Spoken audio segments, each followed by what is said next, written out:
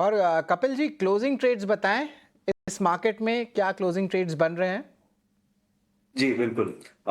सबसे पहला स्टॉक यहाँ पे बाई की साइड में रहूँगा क्योंकि सीमेंट सेक्टर जो रहा हुआ है वो काफ़ी दिनों से काफ़ी एक अच्छी सी पॉजिटिव मोमेंटम, सस्टेन्ड मोमेंटम उन्होंने डिस्प्ले की हुई है। तो सबसे पहला कॉल यहाँ पे जेके सीमेंट का आता है, जो 6545 के लेवल पे चल रहा है अभी। तो 6480 के स्टॉप लॉस है, यहाँ पे बाई का व्यू बनता है 6750 के स्टॉप लॉस से। और दूसरा यहाँ पे हम देखते हैं कि जैसे मार्केट की गिरावट आ रही है, काफ़ी दिनों से ही हम एक डिफेंस सेक्टर्स में कुछ एक सस्टेन्ड सेलिंग प्रेशर देख रहे हैं और आज हमें उसमें इजाफा होते हुए भी देखने मिल रहा है। तो यहाँ पे HAL का काउंटर पे हमारा शॉर्ट का व्यू बनता है 4666 के लेवल पे शॉर्ट का व्यू है, 4850 का स्टॉप लॉस रहेगा ऊपर में और नीचे में 4380 के टारगेट।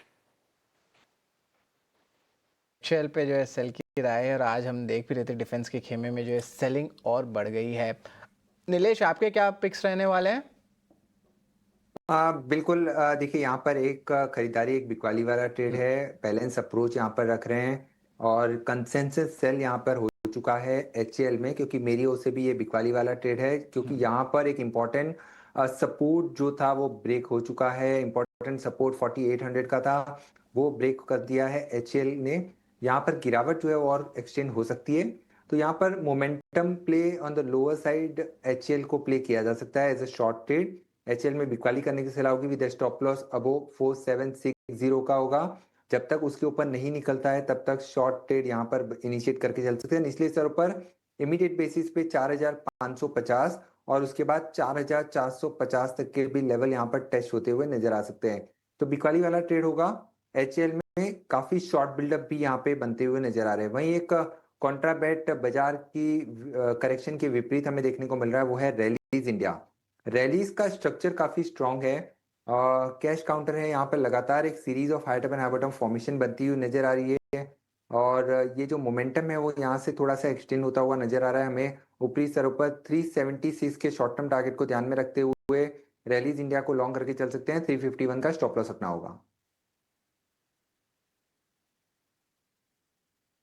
बढ़िया है नीलेश जी की तरफ से। एक बाय का ट्रेड और एक सेल का trade. HL defence company, target 4550 का, 4450 का, दो नीचे की तरफ के टारगेट ये हो गए। और स्टॉप लॉस की बात करें तो 4760 रुपए का आपको स्टॉप लॉस लगा के चलना है। ये बिकवाली का सौदा होगा HL के करंट मंथ फ्यूचर में। और रैलीज की बात करें तो इसके नतीजे अच्छे आए थे। हमने देखा था कि घाटे से कंपनी मुनाफे में आई थी और शेयर अपवर्ड मोमेंटम में लगातार है। रैलीज का टाटा ग्रुप की कंपनी है। 376 के टारगेट बनेंगे 351 रुपए के स्टॉप लॉस के साथ। और कपिल जी ने भी HL को शॉर्ट करने की सलाह दी है। तो दो हमारे एक्सपर्ट्स का कन्विक्शन सेम स्टॉक पर। एक ट्रेड जरूर मिला आपको, लेकिन कन्विक्शन डबल कर लीजिए। एक बेहतरीन आपके लिए शॉर्ट का सौदा है हमारे दोनों के दोनों एक्सपर्ट्स की तरफ से। लेकिन आज का जो कह सकते हैं कि बाजार का विलेन है वो है एक्सिस बैंक, क्योंकि एक्सिस बैंक ने पूरा का पूरा मूड डिस्ट्रॉय करने का काम किया है। और थोड़ी दिक्कत इसलिए भी है क्योंकि ऐसी उम्मीदें थी नहीं एक्सिस बैंक से। कुछ उन्होंने अपनी मैकेनिज्म को चेंज किया, प्रोविजनिंग ज़्यादा रही। इसके अलावा हमने देखा कि प्रॉफिट पर डेंट लगा। एसेट क्वालिटी को भी लेकर इन्होंने थोड़े ख़राब आंकड़े पेश किए और उसके चलते आज ये शेयर टूटा है करीब 5%। इंट्राडे में सुधरा है, लेकिन थोड़ा सा अभी भी करीब 4.5% के आसपास से गिरावट के साथ ही कारोबार कर रहा है। तो नतीजे में क्या प्रमुख हाइलाइट्स रही, क्यों ये शेयर गिरा है और इसके बाद ब्रोकरेज हाउसेस का व्यू क्या है शेयर को लेकर, जरा ये समझ लेते हैं। हमारे साथ जुड़ गए हैं हमारे सहयोगी वरुण दुबे एक बेहद ही खास रिसर्च लेकर। वरुण, एक्सिस बैंक में गिरावट की वजह क्या है और बताइए ब्रोकरेजेस की अब क्या राय बन रही है शेयर को लेकर? देखिए, एक्सिस बैंक के नतीजे खराब होने का सबसे बड़ा कारण था कंपनी ने एक कहीं ना कहीं जो टेक्निकल एक बदलाव है वो दरअसल किया है और उसका इम्पैक्ट दरअसल कंपनी के ओवरऑल एसेट क्वालिटी पे देखने मिला, जहाँ पे ग्रॉस एनपीएस बढ़ के आए हैं 1.28% से बढ़ के 1.57%। नेट एनपीएस में बढ़ोतरी हुई। स्लिपेजेस, प्रोविजंस जो है उसमें एक अच्छी खासी बढ़ोतरी देखने मिली और इसका इम्पैक्ट मुनाफे पे भी हुआ, जहाँ पे मुनाफा जो है 3.5% 4% के आसपास गिर के आया है और नेट इंटरेस्ट मार्जिन जो है उसमें भी इसी के कारण आपको कमी देखने मिली है। 3.97% से गिर के 3.8% पे आया है।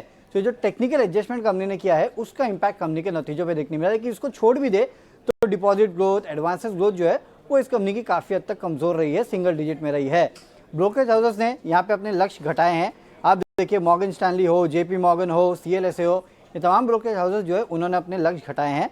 खासकर एंटीक का नोट अगर आप पढ़ेंगे तो इन्होंने खरीदारी की सलाह दी है, 1300 रुपये के प्राइस टारगेट है। इन्होंने कहा है कि FY 26-27 में अर्निंग्स एस्टिमेट जो है उसमें करीब 8 से 4% के आसपास की कटौती ये कर रहे हैं। मोतीलाल ओसवाल न्यूट्रल की सलाह, प्राइस टारगेट 1250 का दे रहे हैं और इन्होंने अपने अर्निंग्स एस्टिमेट में FY 26-27 के लिए करीब 8.6 से 5.7% के आसपास की कटौती जो है वो कर दी है। साथ ही साथ नुवामा को भी अगर आप देखेंगे तो इन्होंने भी डाउनग्रेड कर दिया। एक्सिस बैंक को होल्ड की सलाह है और ये कह रहे हैं कि जो रिपीटेड वॉलेटिलिटी देखने मिल रही है एसेट क्वालिटी और ग्रोथ में, उसके कारण इन्होंने डाउनग्रेड किया है। FY 26-27 के EPS एस्टिमेट जो है उसमें 5 से 6% के आसपास की कटौती जो है वो भी ये कर रहे हैं। तो एक तो नतीजे कमज़ोर, दूसरा ब्रोकरेज हाउसेस ने इस कंपनी के ओवरऑल एस्टिमेट जो है वो काटा है और प्राइस टारगेट को कम किया है। उसका असर आप देख रहे हैं, स्टॉक में अच्छी खासी गिरावट देखने मिल रही है।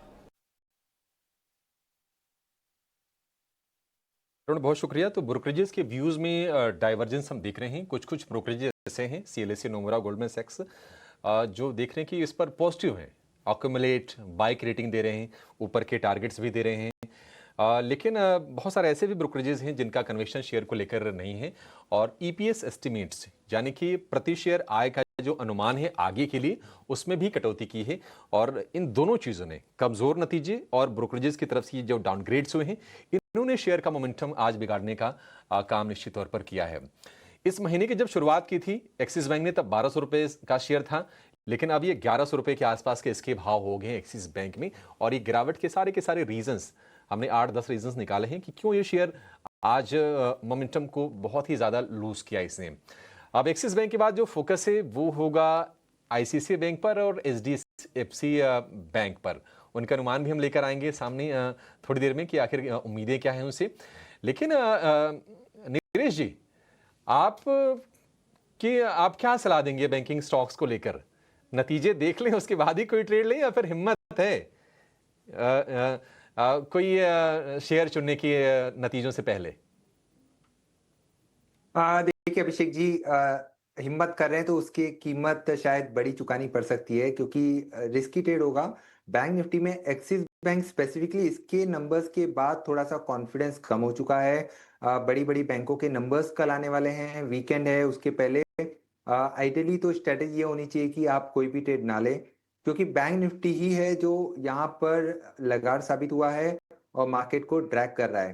तो बेहतर होगा कि यहाँ पर जिस हिसाब से नेगेटिव सेंटीमेंट डेवलप हो रहे हैं बैंकिंग स्पेस में, तो कोई भी लॉन्ग ट्रेड ना लें और थोड़ा सा इंतजार कर दें। बेहतर होगा कि मंडे को आप फ्रेश पर्सपेक्टिव के साथ बैंकिंग स्पेस पर ट्रेड कर सकते हैं। मंडे की मंडी देखेंगे, छोड़ दीजिए, मत ट्रेड कीजिए।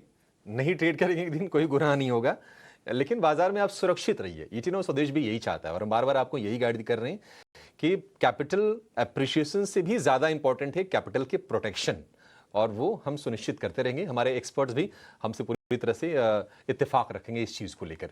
लेकिन एक और शेयर लेकर आइए आप जरा ना, एक बार BEL लेकर आइए। BEL में हमने देखा था कि शेयर चला गया था 435 रुपए के ऊपर, रिकॉर्ड हाइस पर गया था लगातार। हमने देखा था कि ऑर्डर्स को लेकर अच्छी खबरें आई थी, मोमेंटम बड़ा तगड़ा था। लेकिन BEL में भी आज हम देख रहे हैं कि कॉन्फिडेंस थोड़ा सा ब्रेक हुआ है, 400 रुपए के नीचे आया है शेयर। ये 395 रुपए का भाव BEL का है। कपिल जी, आप जरा ये बताइए कि BEL क्या और गिरेगा, क्योंकि लगातार हम फॉलिंग जोन में शेयर को देख रहे हैं, या फिर अपने सपोर्ट्स के आसपास है? जी, BEL का बेसिकली देखने जाए तो डिफेंस सेक्टर है। एक टाइम से बहुत काफी अच्छी मोमेंटम हमें देखने मिली थी, लेकिन मार्केट तो जस्ट अभी ही कुछ दिनों से गिरना स्टार्ट हुआ था। लेकिन इससे पहले ही डिफेंस सेक्टर्स में हमें कहां ना कहां पे सेलिंग प्रेशर देखने मिल रहा है, तो वो फॉल में कहां ना कहां पे ये सेक्टर लीड कर रहा है। और BEL का देखते हैं तो 430 से लेके 395 के लेवल के यहाँ पे आ गया है। स्टॉक सपोर्ट के नजदीक तो है, लेकिन सपोर्ट के नजदीक होने के बाद में हम थोड़ा सा वेट करते हैं कि बाय की कंफर्मेशन के लिए। अभी तक वहां पे सपोर्ट पे कोई बायर का प्रेजेंस हमें देखने नहीं मिला हुआ है, तो 390 के यहाँ पे सपोर्ट है। लेकिन in the absence of selling buying pressure, तो हम अभी तो यहाँ पे बाय के लिए अवॉइड ही कर रहे हैं। 390 का लेवल ब्रीच कर जाता है तो स्टॉक का नेक्स्ट बेस्ट सपोर्ट लेवल कहां पे 378 के यहाँ पे बन सकता है। BEL की बात करें तो यहाँ पे देखें तो 6 महीने में अच्छे रिटर्न्स आए हैं, लेकिन आज जो है पूरे डिफेंस खेमे पे जो है सेलिंग प्रेशर देखने को मिल रहा है। नीलेश, एक बार पेटीएम पे नज़र डालते हैं। यहाँ पे देखें तो पोजिशनली स्ट्रॉन्ग सेटअप आ रहा है और अच्छी मोमेंटम जो है देखने मिल रही है। ऑफकोर्स आज के तो वॉलेटिलिटी है, लेकिन अगर पोजिशनली सेटअप देखें तो वो 1000 का जो मार्क है उस लेवल को उन्होंने क्रॉस कर दिया था। तो अभी भी चार्ट्स पे क्या पेटीएम पोजिशनली स्ट्रेंथ दिखा सकते हैं, और हाँ तो क्या लेवल्स देख सकते हैं? 1050 1060 के बीच कुछ लेवल्स आ सकते हैं 1-2 हफ्ते में, नीलेश? बिल्कुल देखिए, पिछले कुछ दिनों से यहाँ पे काफी अच्छा मोमेंटम हमने देखा था। हालांकि आज मार्केट में जिस हिसाब से गिरावट है उसके बावजूद ये अभी भी उस प्रकार की गिरावट नहीं दिखा रहा है। स्ट्रक्चर पॉजिटिव है। थोड़ा सा पोजिशनल नजरिया अगर यहाँ पे रख के चले तो 1050 तक की अपसाइड यहाँ पर देखने को मिल सकती है। 965 का इंपॉर्टेंट सपोर्ट है, उसके स्टॉप लॉस के साथ एग्जिस्टिंग लॉन्ग पोजीशन है तो बने रहे, फ्रेश खरीदारी गिरावट पर करके चल सकते हैं और स्ट्रक्चर पॉजिटिव है। पेटीएम की बात तो हमने कर ली, लेकिन एक और न्यू एज टेक स्टॉक है इटर्नल। यहाँ पे देखें तो ऑफ कोर्स एक कंसोलिडेशन मोड में आया है, थोड़ी सी इंक्रीज ज़रूर हुई है लॉन्ग टर्म बेसिस पे उनकी रेंज पे, पर 260 265 के लेवल्स पे जो है इटर्नल की मूव आ रही है। कपिल, एक बार इटर्नल की चार्ट चेक्स ले ले। यहाँ पे ऑफ कोर्स अर्निंग्स भी जो है मंडे को आने वाली है, और उसका भी जो है इंपॉर्टेंट प्रीव्यू क्या जो नंबर्स होंगे उस पर बाजार की नज़र रहेगी, खास करके उनके प्रॉफिट लेवल्स पे, और जो उनके क्विक कॉमर्स की जो सेगमेंट है, डार्क स्टोर की एक्सपेंशन है, उस पे कंपनी की कमेंट्री पे भी नज़र रहेगी। आज देखिए दिन के ट्रेड में ज़्यादा गिरावट नहीं है, लगभग 1% की गिरावट है, 255 260 लेवल्स पे है। कपिल, क्या कैसा चार्ट सेटअप लग रहा है? पोजिशनली तो यह जो है स्ट्रेंथ दिख रहा है कि यहाँ पे एक कंसोलिडेशन के लेवल पे एक और जा सकती है। देखिए मंडे वॉलेटाइल रहेगा। जी। स्टॉक ने काफी अच्छा एक बेस बनाया हुआ था काफी टाइम पहले। 242 से लेके और 200 रुपए की जो रेंज थी वहां पे काफी एक अच्छा खासा एक्यूमुलेशन जोन हम इसको कह सकते हैं, और 242 के ब्रेकआउट के बाद में स्टॉक ने फिर से एक ऊपर की और काफी अच्छा मूव देखने मिला हुआ है, और 280 भी जाके अटका था। अभी 280 एक हिस्टोरिकल रिवर्सल हिस्ट्री उसकी रही हुई है, और अच्छे खासे रेजिस्टेंस लेवल से ही वो रिएक्ट कर रहा है। तो पिछले 4-5 दिनों से सस्टेन सेलिंग प्रेशर भी है। 255 एक माइल्ड सपोर्ट लेवल बनता है, लेकिन इसका भी सिनेरियो वही है कि सपोर्ट लेवल पे है, लेकिन बाय का कोई साइन सिग्नल अभी तक हमें देखने नहीं मिल रहा है। तो थोड़ा सा इसमें वेट करेंगे बाय का प्रेजेंस आने का। और 255 लेट्स से कि अगर लेवल टूट जाता है तो नीचे में इसकी बाद में अच्छे खासे सपोर्ट लेवल 247 से 242 बनते हैं।